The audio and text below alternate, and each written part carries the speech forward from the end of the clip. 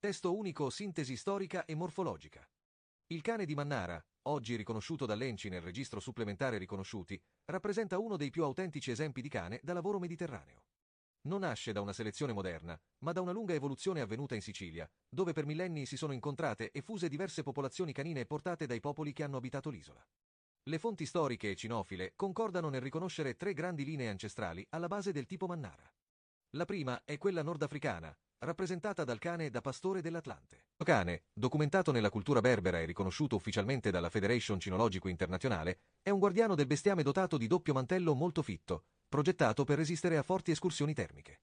L'influenza di cani di questo tipo in Sicilia è storicamente plausibile e documentata attraverso i contatti con il Nord Africa, prima con i Fenici e poi con la dominazione araba. Nel Mannara di un sottopelo molto denso, che non lascia intravedere la pelle, e di un forte istinto di difesa del gregge, trova qui una spiegazione concreta. La seconda componente è costituita dai cani pastorali rustici mediterranei antichi, cioè le popolazioni canine locali presenti in Sicilia e nel sud Italia fin dall'antichità. Questi cani non erano razze nel senso moderno, ma tipi funzionali descritti in fonti agricole romane, come quelle di Columella, e rappresentati in mosaici e reperti archeologici. Erano selezionati esclusivamente per il lavoro, resistenti, autonomi e adattati all'ambiente. Da questa linea derivano nel Mannara il pelo duro, crespo o ondulato, l'aspetto rustico e la grande capacità di adattamento al territorio siciliano.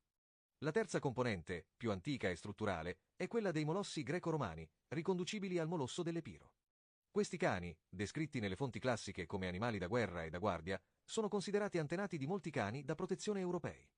Il loro contributo nel Mannara si riflette nella struttura ossea solida, nella potenza e nella funzione di cane da guardiania, caratteristiche che lo collocano ancora oggi tra i molossaidi da lavoro. Perché queste origini sono considerate attendibili. Non si tratta di ipotesi casuali, ma di una ricostruzione basata su tre tipi di evidenze.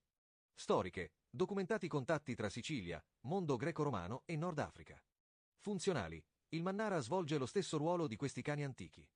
Morfologiche, caratteristiche come pelo duro e fitto, struttura robusta e comportamento autonomo coincidono con quelle delle linee descritte.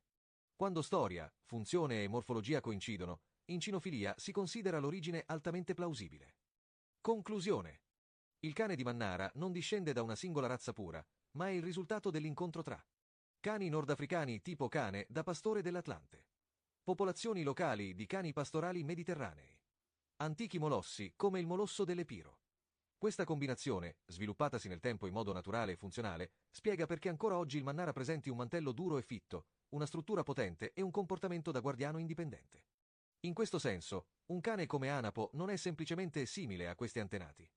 Ne rappresenta la continuità vivente, adattata al territorio siciliano ma radicata in una storia mediterranea millenaria.